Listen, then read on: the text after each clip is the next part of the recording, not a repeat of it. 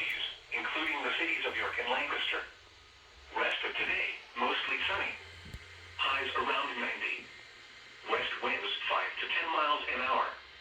Tonight, mostly clear, then becoming partly cloudy between 8 p.m.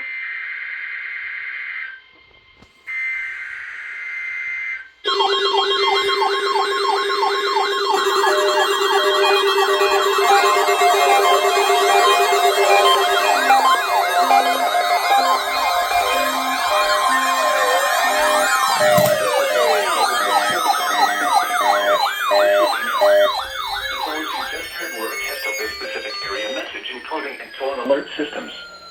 During dangerous weather events, NOAA weather radio receivers can be activated by these systems. A message with information about a watch or warning would follow. Tests of these systems are normally conducted by the National Weather Service between 11 a.m. and noon each Wednesday. If there is a threat of severe weather, the test may be postponed until the next good weather day.